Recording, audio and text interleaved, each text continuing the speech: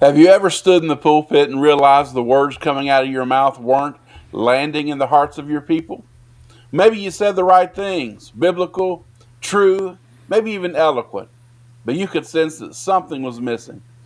The same thing can happen in classrooms, staff meetings, and cafes. Today we're exploring this powerful truth that connecting goes beyond words. People never just hear what you say, they feel who you are. And for fivefold servant leaders, this isn't just a communication skill, it's a kingdom necessity. Join us as we learn all this and more right here, right now, and only on the Five Gifts Podcast.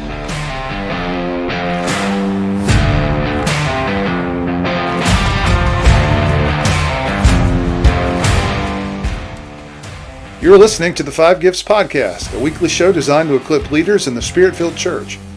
I'm Bruce Ritter, and along with my co-host Charles Russell, we offer insights for leading the local church in the fullest expression of Jesus. If you're interested in learning more about practical theology, the gifts of the Spirit, and spiritual disciplines, this is the show for you. Welcome to the Five Gifts Podcast. Welcome back to the Five Gifts Podcast. I'm Bruce Ritter, here with my co-host Charles Russell. Charles, welcome.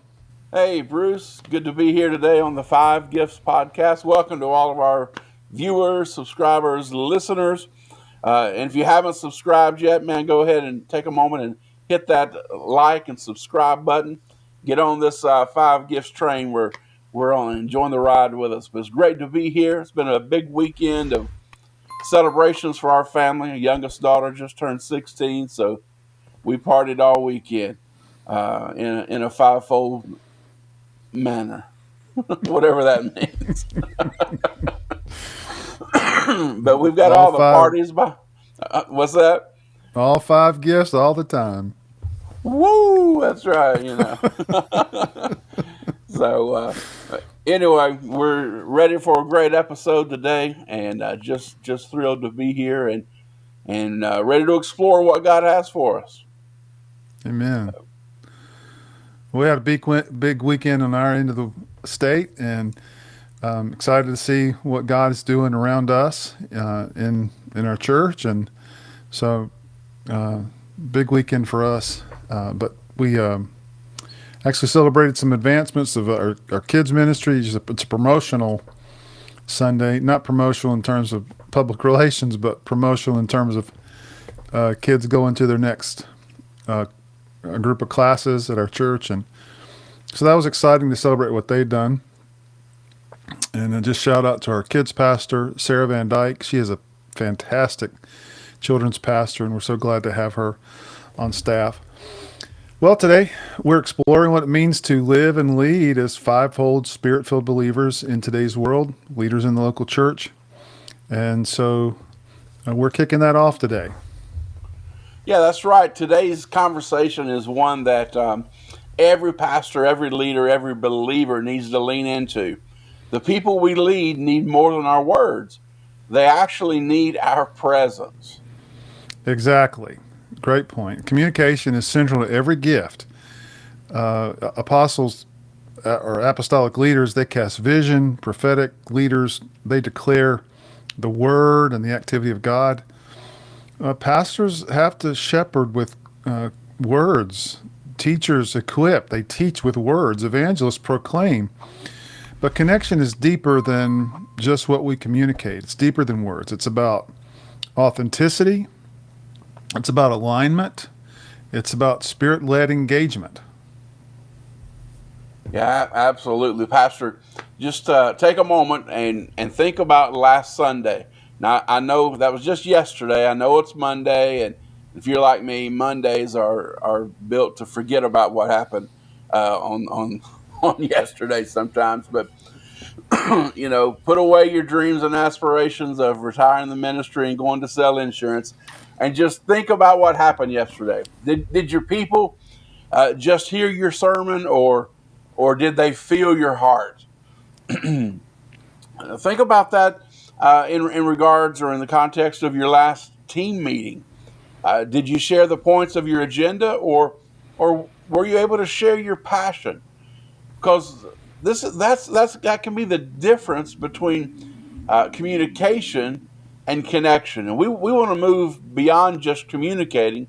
We want to be connecting with our teams and ministry leaders and the congregants that we are charged with leading. So if words are only a fraction of communication, then we have to ask this question: what's really carrying the weight of our leadership?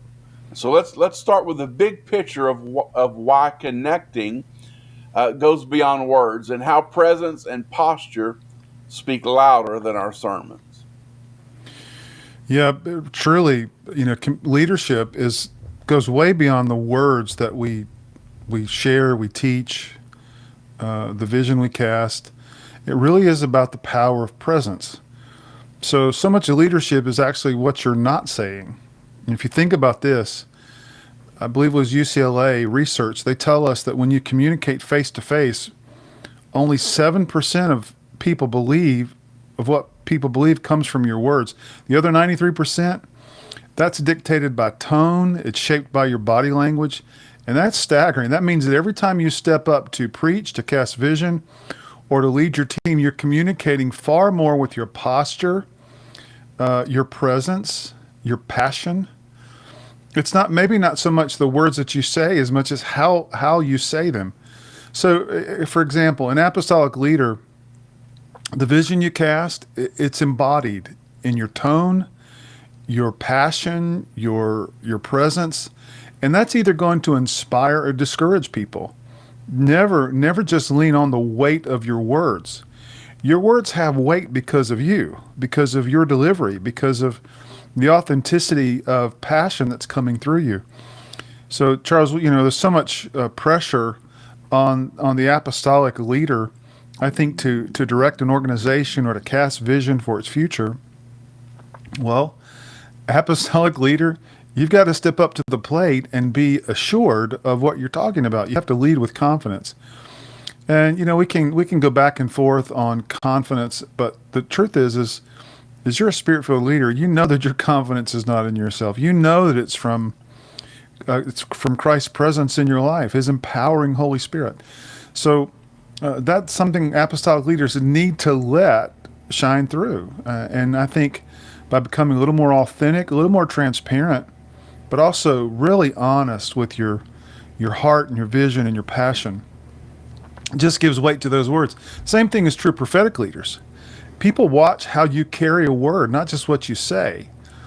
So the sense that of gravity that I try to tell people anytime I'm sensing there's teaching that is kind of rote and tied to your study, but I know when it comes to a moment in a message or key point with someone I'm mentoring, or even something I'm sharing in a staff meeting, when I sense it's the activity of God, I try to give some space around the words and just speak a little slower with a little more intentional cadence, because I want people to get the gravity of the word. So that's important. It's not just what we say, but again, how we say it. And we can tie that into Pentecostal worship, our charismatic preaching. People, get this, people sense anointing and engagement before they understand your outline. I can't tell you how much energy and effort I put into a real cohesive outline with transitions and making sure my points are worded, in intriguing, compelling, sticky ways. But the truth is, as people are going to sense my presentation, whether or not I believe it, whether or not I'm all in on it, and that says a whole lot when you're preaching a message or teaching an outline in front of people.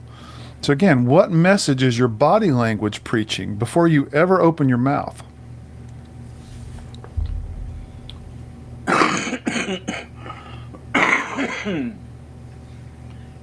Wow, Bruce, that's powerful, man. You're bringing the heat this morning on moving beyond communication to connecting. You're exactly right. People don't just listen to our words; they watch our lives. They're watching. But connection isn't only about what people see; it's also about how we shape what they understand.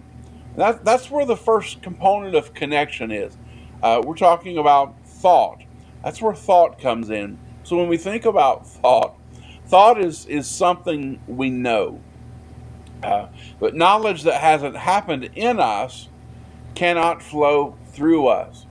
So thought has to happen, knowledge has to happen. It's got to be personalized, contextualized within us, so that it can flow from us now to the people that we're called to serve and to lead. Any message you try to convey to others must contain, I mean, it's going to contain a piece of you. I'm just thinking about yesterday. I preached at our home church. They invited us to come and minister, and so I was thankful for that opportunity.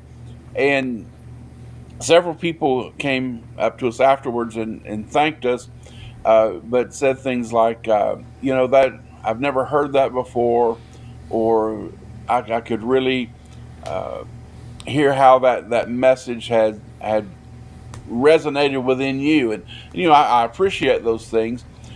Um, when that message works in us, and it concentrates in us, it boils down. Excuse me. Then when we deliver that message, it's not just reading words off a piece of paper, but we deliver the message, but it contains our heart. It contains a piece of who we are. And that's impactful on people. People pick up on that. They sense and they understand that this is not just a speech that's being given, but this is life changing, life transforming, and it's been at work inside of the messenger before the message was ever delivered to the people. And so, if we're going to move from communicating to connecting, listen, that message, it must contain a piece of who we are. That's a great tie-in, segue into the next point, which is this: your knowledge must be experiential. Look, people want to see it in your experience, not just hear it in your words. That's why when you get up to deliver the message, don't tell other people's stories. Uh, I'm just a big believer that by and large, use your stories. Now, certainly, other people's experience, and there are stories that are powerful that we can convey. But if we can use a personal story in the message to contain, or to convey the knowledge and the message, then people see that in our experience, and not just in our words that we are reciting. Um, the next point would be this: nothing can happen through you until it happens in you. Nothing can happen. Nothing can happen through you until it happens in you. That's just a great leadership principle. Um, but again, this same principle helps move us from communication to connection. Look, experience is not only a good teacher; it is a great persuader. And so, if I come from a posture of having experienced this message, now I'm not just teaching; I'm persuading, I'm motivating, I'm influencing people to move toward the message. And what's the message? As spirit-filled, fivefold leaders that we're conveying, ultimately the bottom line is the message is always Jesus. And so our preaching, our communicating moves us to now connecting, in our connections, influence and help move people toward Jesus. So for apostolic leaders, um, here's a great tip: intellectual connection happens when vision is clear, when it's structured, and when it is compelling. And the only time vision becomes clear, structured, and compelling is when it has been um, formed inside of the leader. So apostolic leader, don't rush it. Don't feel like, well, I've just got to get something out there. Let it form, let it develop. And now, as it has come together inside of you, now you can begin to deliver that vision, that message to the people that you're leading. Look, here's the key insight we've talked about in this section, and it's this: any message that you try to convey must contain a piece of who you are. Paul illustrates this for us in his words to Timothy. He says, "The thing you've heard me say in the presence of many witnesses, entrust to reliable people." Paul wasn't just passing on information, he was passing lived truth. Charles, you're exactly right. Knowledge is essential. We have to connect with people intellectually. And I'm just thinking of our two recent district superintendents, Rick Ross, who's very, very much an extroverted, outward processing, kind of in the moment thinker and communicator, but also just a very dynamic vision caster. But now our district superintendent, David Crabtree, is very different. David seems a little more introverted, more intentional in his speaking style, and a great orator. But what comes through both of them is an intellectual connection.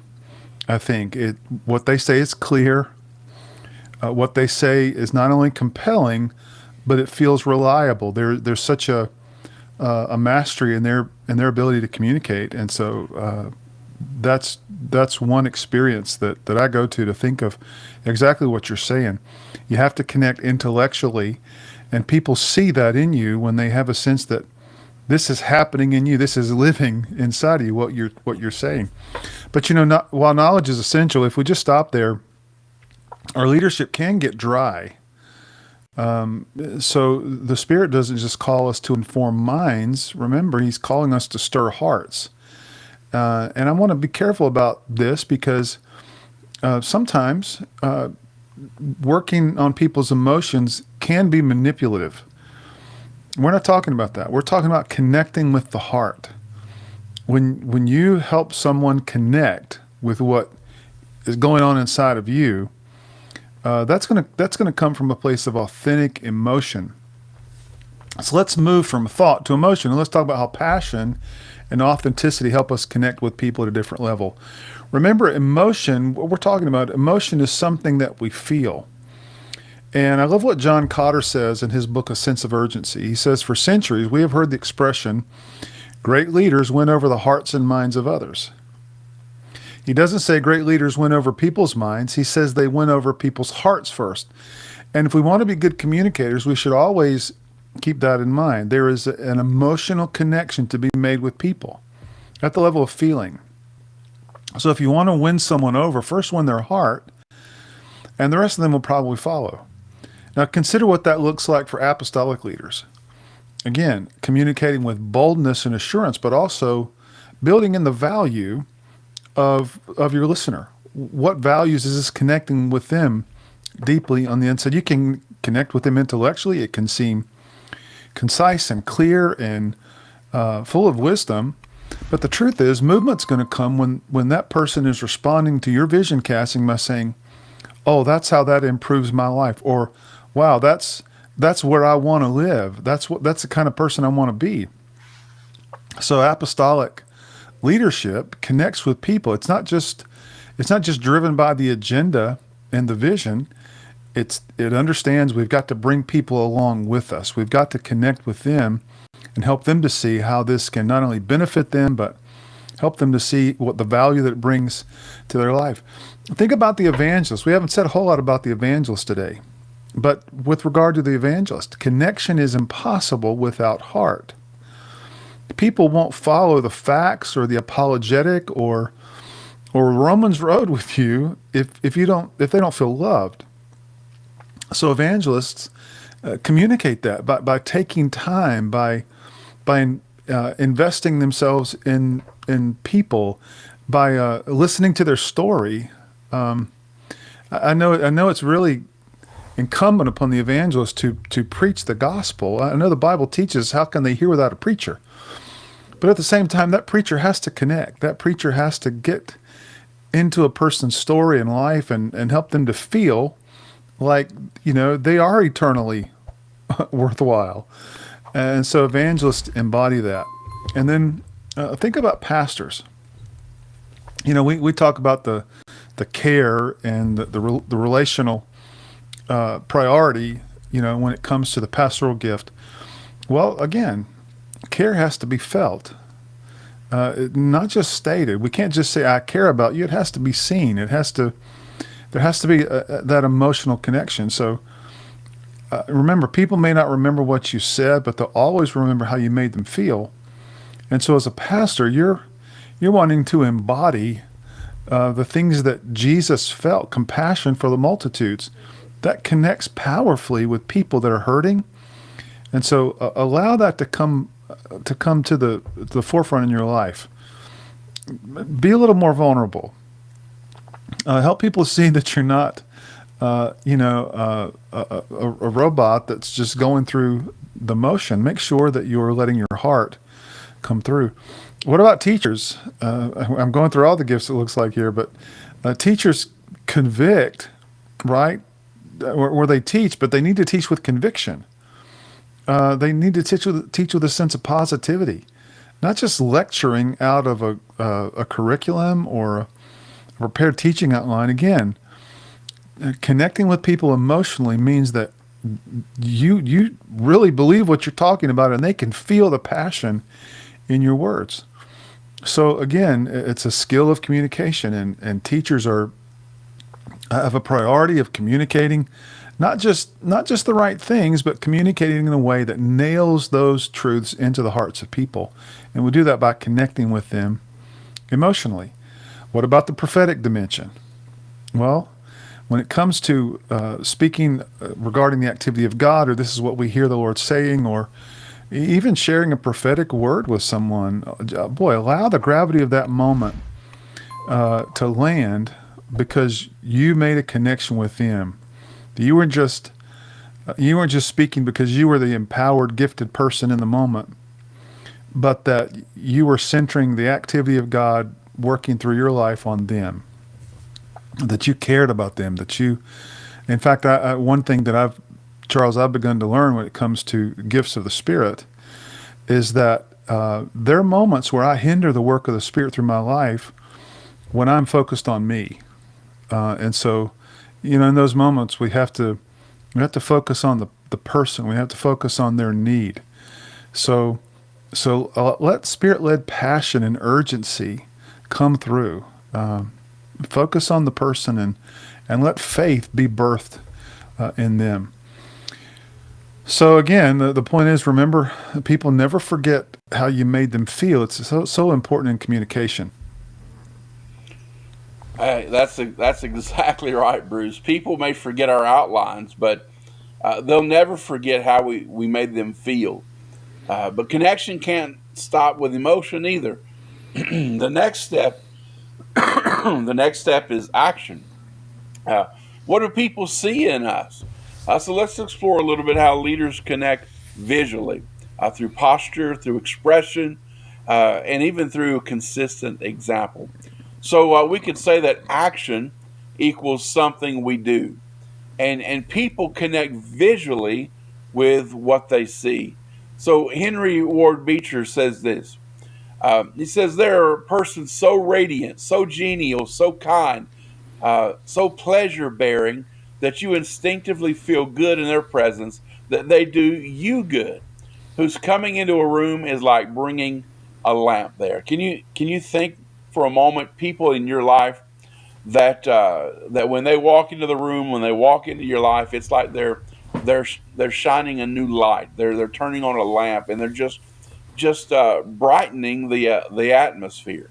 Um, people connect. They respond to those visual cues, to what we bring visually into the environment. So as we think about that, to connect visually, here's just a few tips.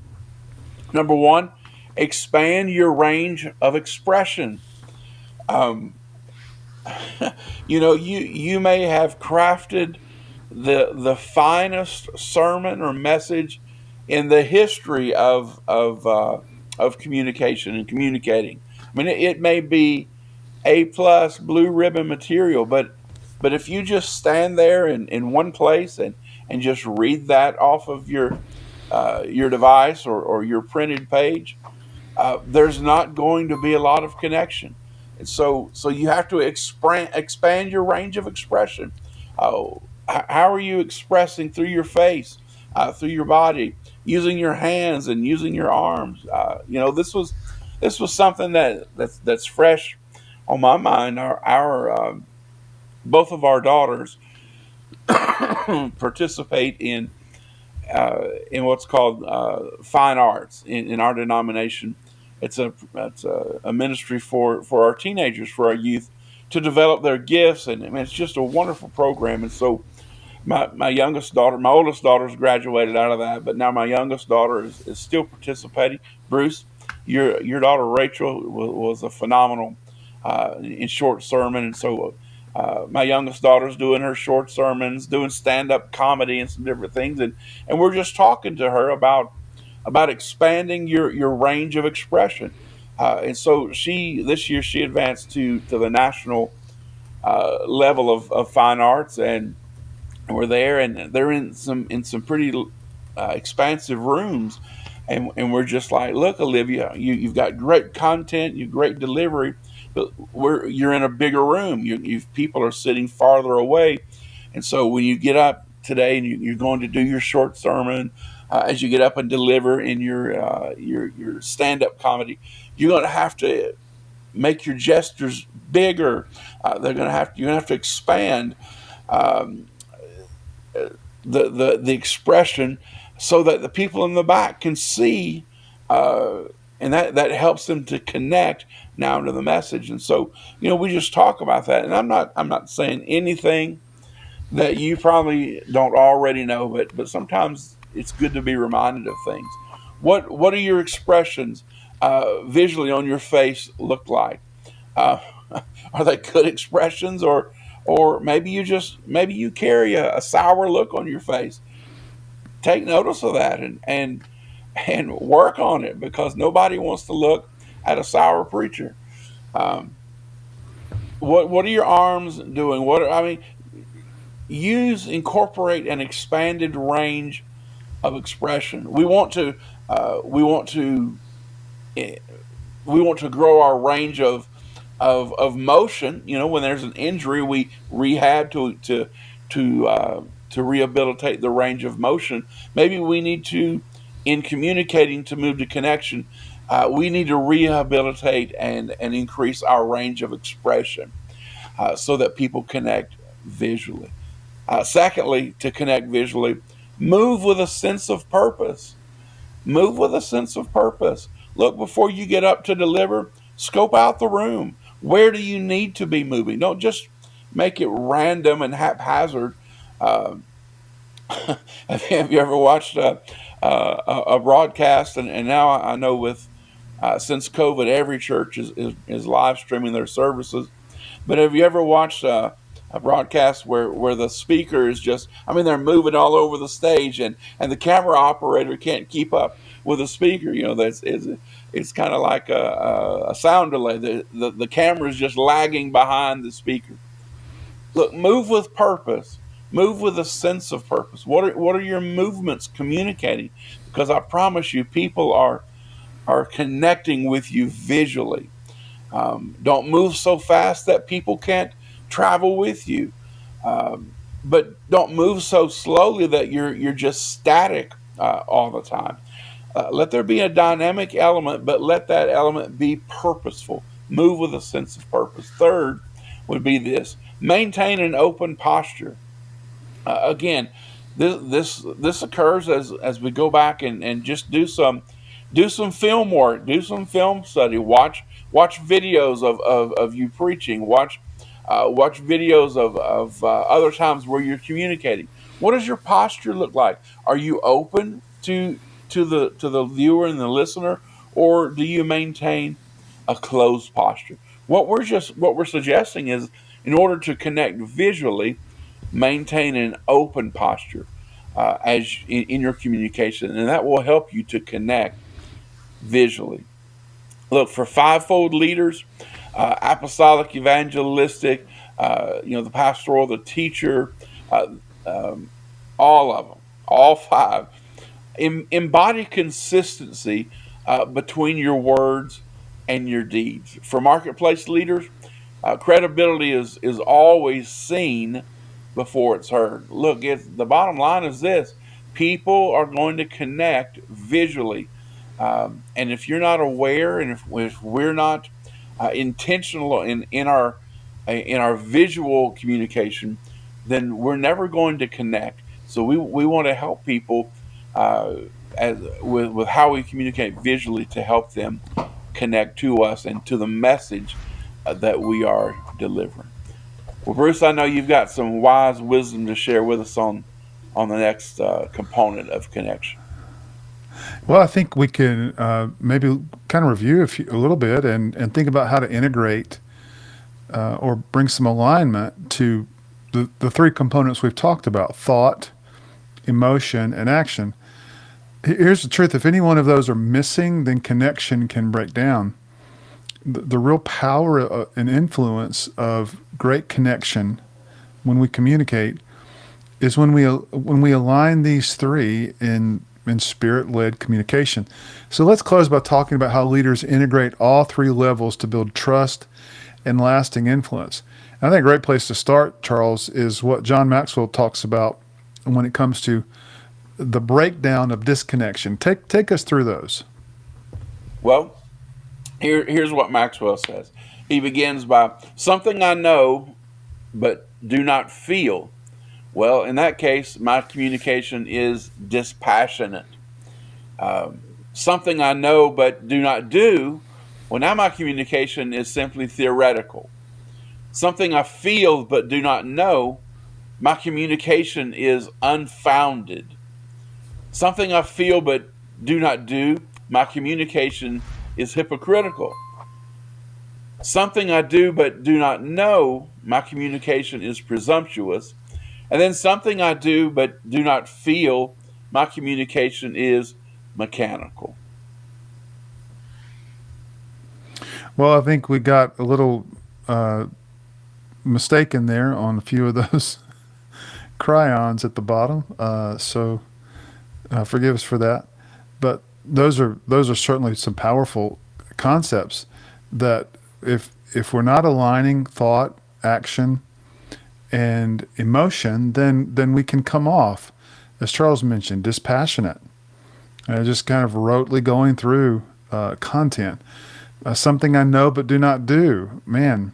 And when our communication is only theoretical and it's not connecting with people, it's not helping them feel, it's not stirring their heart, then again, great content can be lost because we just didn't do the work of helping to communicate with people. So think about this when it comes to fivefold ministry. Every gift has a specific purpose in the way that Jesus wants to use it in the local church. And so incumbent upon great communicators is connecting through these three components. Thought, is it intellectually connecting? Emotion, is it stirring people to action based on feeling and the sense of value that we're not just casting vision, but casting value? And then action, are people seeing it in us, and are we giving them some clear direction on how to carry it out? Remember, spirit-filled leaders integrate mind, heart, and hands. That's truth that's embodied in authenticity. So, Charles, why don't we talk a little bit about how we connect with people in different formats, in different Sure. contexts? Yeah, absolutely. There's three levels that we want to be able to connect on as leaders. So the first would be connecting one on one. And so here's three opportunities to help us connect one on one. Number one is this: connect visually by giving the other person your complete attention. And if you've listened to the Five Gifts podcast for any length of time, you understand this is one of my big pet peeves. Trying to talk to someone and they are just constantly answering their cell phone or texting. And man, I'm telling you, if there's anything that pushes my buttons, that's got to be one of them. So we want to connect visually by giving the other person our complete attention. Number two is this: connect intellectually by asking questions. Um, and that requires being present in the moment, being present in the conversation, to actually hear and understand what the other person is saying, to process what they're saying, and then to come back with questions. That helps us connect intellectually. uh, the alternative is me just standing there listening to someone else talk and just saying uh-huh, uh-huh, uh-huh. That's great. And that's not a very intellectual connection taking place. We want to be able to listen to them, process what they're saying, and then offer up questions to deepen and the conversation and to help them connect intellectually through questions. Number three is this: connect emotionally through touch. Now, look, we've got to honor boundaries. We're not giving you license or permission to just go up and start hugging everybody and touching the whole world. But touch is a powerful emotional connector, and so connect emotionally through touch. Think about what that looks like for you. Think about what that looks like with those you're wanting to connect with. Honor boundaries, but incorporate the power of touch to bring about an emotional connection in a one-on-one conversation. Yeah, that's great when it comes to connecting with individuals, but when you're connecting with a group of people, there's some contextualized considerations I think that are important. Number one, connect visually by setting the example. It's important that people see in you what you're saying to them, that they know it's authentic. Connect intellectually by investing in people's growth. Again, help them to see that the principles that you're laying out or the ideas they come across clear, but also that they're helping elevate your group, your staff, your team. And then number three, connect emotionally by honoring the group's effort. It's real important to celebrate wins. It's important to celebrate maybe in advance what you're planning to achieve through a new initiative, a new strategy.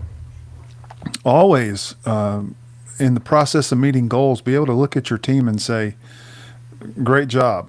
I know you're giving your best effort." Maybe we even need to retool and realign some of our effort and our strategy, but always honor the group's effort. So I would say those things are important with connecting a group. Charles, what about the larger audience?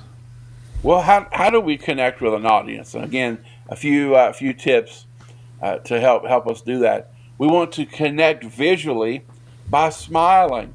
It's important that we actually enjoy, or at least we look like we enjoy what we're doing and enjoy the message we're communicating. So we connect visually.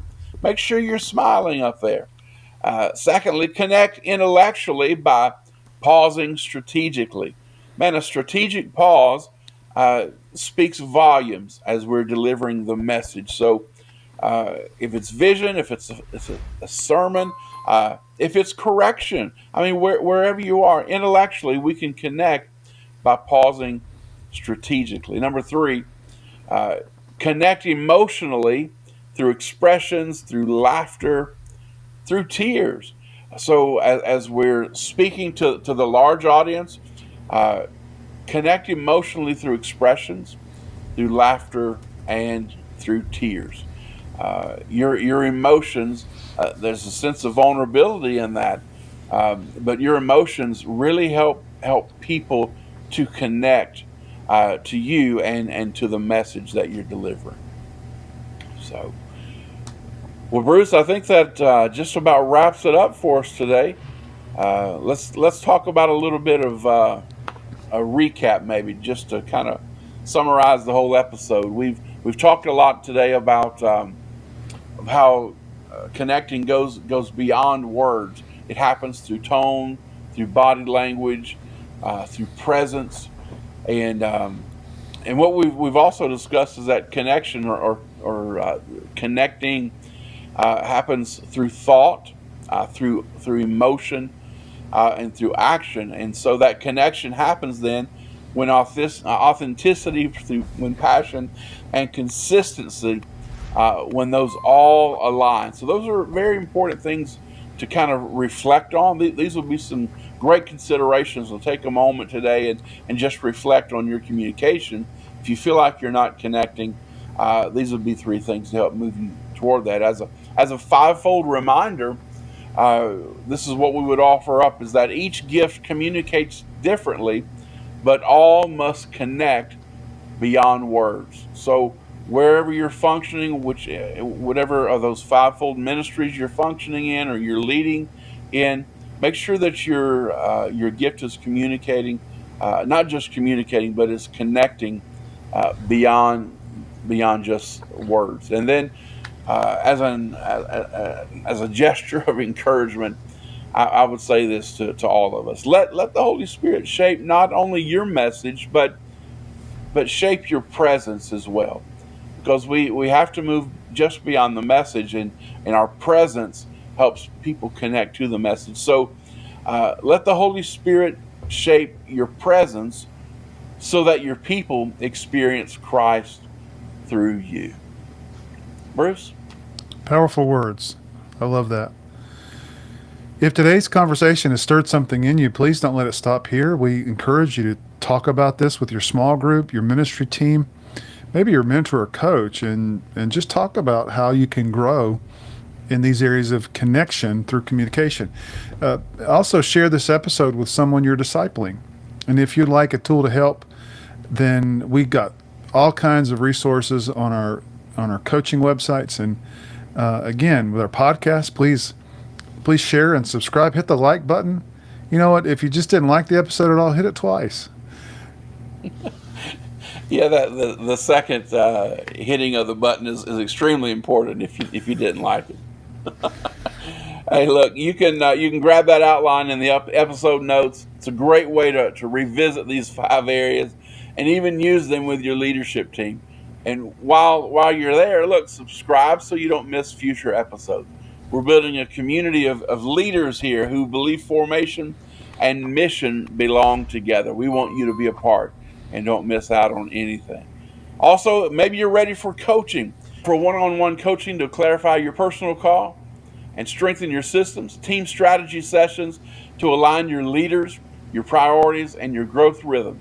Schedule your free discovery call now at charlesrusselltraining.com, charlesrussellministries.com, and especially at coachingcardia.com with Bruce. And listen, we'd love to hear from you. Drop a comment below or share an insight you might have gleaned from this particular episode. And don't forget to subscribe, share the episode with a friend, and join us as we keep equipping Spirit-filled leaders for the harvest. This has been the 5 Gifts Podcast. Until next time, keep practicing your connection skills, not just your communication. Are you a Spirit-filled minister ready to take the next step in your ministry training? The Servant Leaders Cohort will help you earn your BA, MA, or DMin. We offer in-person instruction in a small group learning environment that is affordably priced. Instruction happens in monthly 2-day intensives in the Triad of North Carolina. Degrees are approved and conferred by Vision Christian Bible College and Seminary. You can earn your bachelor's in 2 years, a master's in 15 months, or a DMin in 18 to 24 months. For more information, go to 5gifts.org/SLC.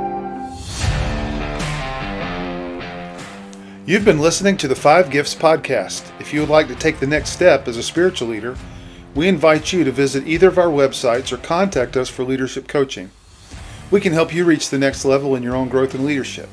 We provide leadership, spiritual gift, and personality assessments that give you a better grasp of your leadership style. And we also create a customized growth plan that empowers you to reach your full kingdom potential. We can't wait to hear from you.